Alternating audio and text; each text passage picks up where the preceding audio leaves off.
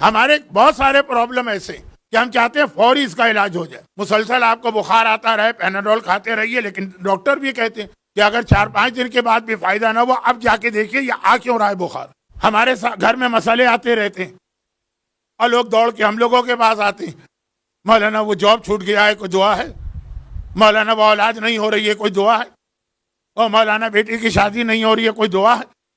ہوتے ہی ہیں مسئلے، ہوتے ہی رہتے، اور لوگ اس کے لیے دعائیں تلاش کرتے ہیں. یہ ہے دعائیں، یہ والی دعائیں. لیکن دیکھو تو نا کہ تمہارے گھر میں پریشانیاں آ کیوں رہی ہے، اس کا کوئی ایسا تو نہیں کہ اس کا کوئی کاز روٹ ہو. وہ سورہ فجر میں آیا. سورہ فجر بھی بہت شروع میں نازل ہوا، اور یہ وہ سورہ ہے جو آج کل آپ علماء سے سنتے رہتے ہوں گے. سورہ کا دوسرا نام ہے سورہ امام حسین.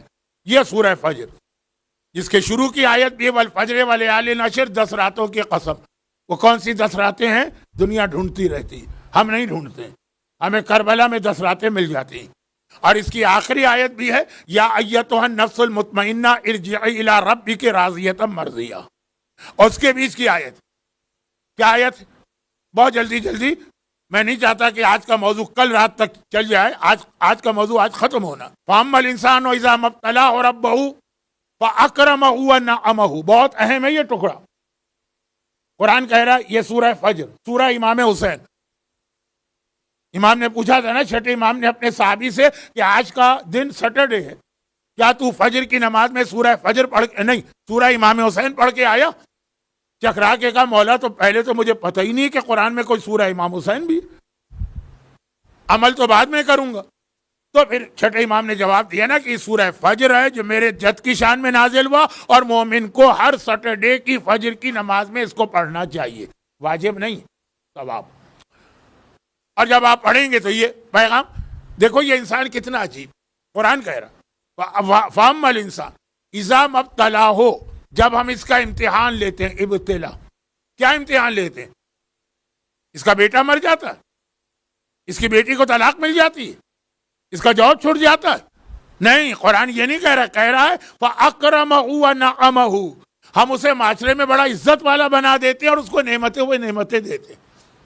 اور اس کو قرآن کہہ رہا ہے یہ ہم اس کا امتحان لے رہے ہیں. فاما الانسان اذا ما ابتلاہ ربہ، جب اس کا رب امتحان لیتا ہے فاکرمہ ونعمہ فیقول، وہ کہتا ہے ربی اکرمن، میرے خدا نے مجھے بڑی عزت دی. لیکن واما اذا ابتلاہ، اور جب ہم اس کا دوسرا امتحان لیتے ہیں، پیپر نمبر 2، فقدر علیہ رزقہ، اور اس کی روزی کو تنگ کر دیتے ہیں.